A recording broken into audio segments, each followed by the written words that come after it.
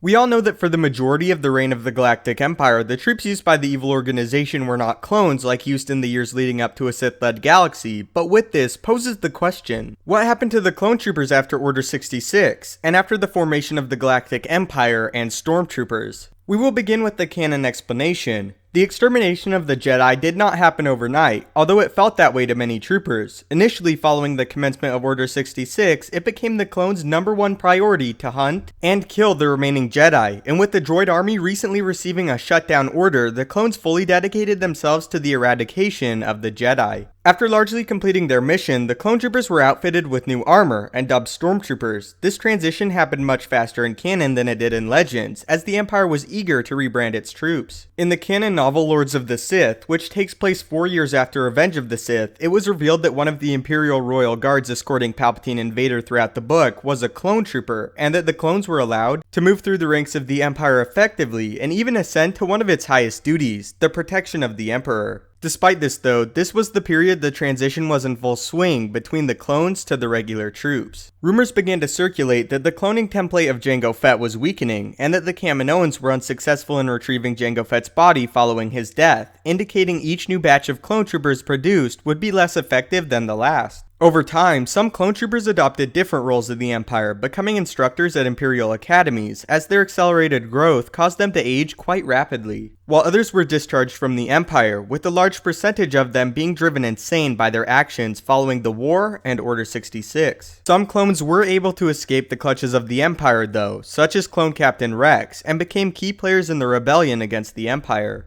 Most of the clones that did so had prior discovered the organic chips planted in their heads, and were able to remove them before they were forced to enact Order 66 and kill the Jedi. One clone trooper in canon, named Kix, attempted to expose the conspiracy of the organic chips. Kix was eventually captured and frozen by the Separatists, but after the ship he was on was attacked by the Republic, it jumped to hyperspace to a random location, to ensure the Republic did not discover Kix and the information he held. 50 years later, Kix was found by Sidon Athano, who we actually saw in The Force Awakens, and chose to join his crew. In Legends, as stated earlier, the transition was much slower, as the clones were prevalent throughout the Empire for the first several years. The 501st and many clone troops just following the rise of the Empire took place in one of the largest battles the Empire would see, as they attacked the planet of Kashyyyk. For days, the clones fought against the combined might of Wookiees and Jedi, until with the aid of Darth Vader, many of the enemy forces were crushed, and the Wookiees were enslaved by the Empire. This event was considered both Vader's and the Empire's first major show of force. Vader himself requested all troops under his command remain clones, as he had gained a huge respect for them and their abilities while commanding them during the Clone Wars. In Legends, the clones becoming agents for the Sith was much smoother than in canon, as they were pleased to continue to fight, rather than slowly be spread throughout the Republic and be used mainly as bodyguards. The clones' nature also slowly changed, as they began to revel in the deaths of civilians and destruction of pieces of insurgency, as the original template's Jango Fett's aggressive nature emerged.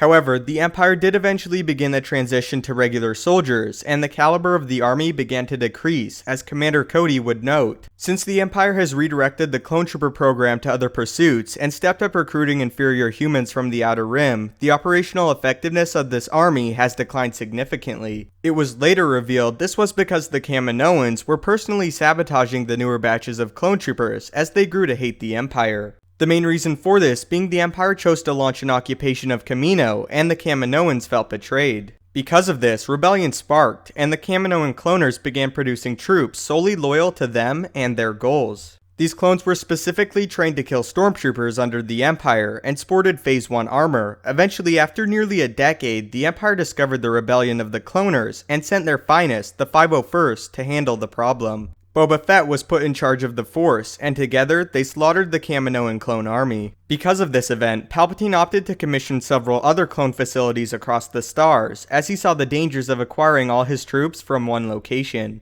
He also ordered the clones be made using several different templates, and the Fett clones grew even rarer. Again though, Vader requested his troops solely remain Fett clones. The original clones grew to hate the new recruits, as they considered them overall inferior, and suggested they may spell the end for the Empire. This would ultimately be proven correct, as the rebellion became a very viable threat, and after Luke Skywalker destroyed the first Death Star, a large number of the Jango Fett clones perished, including the majority of the 501st Legion. During this period, Kamino officially ceased the production of Fett clones. After the destruction of the second Death Star and deaths of both Vader and Palpatine following several years, Grand Admiral Thrawn seized control of the 501st, considered widely to be one of, if not the only Imperial force with remaining Fett clones. However, after Thrawn's own defeat, this would be the last emergence of the Fett clones, as it was revealed the last clone was produced in 4 ABY, meaning after the Battle of Yavin, that occurred during the time of A New Hope. At this time, the clones were considered to have officially died out.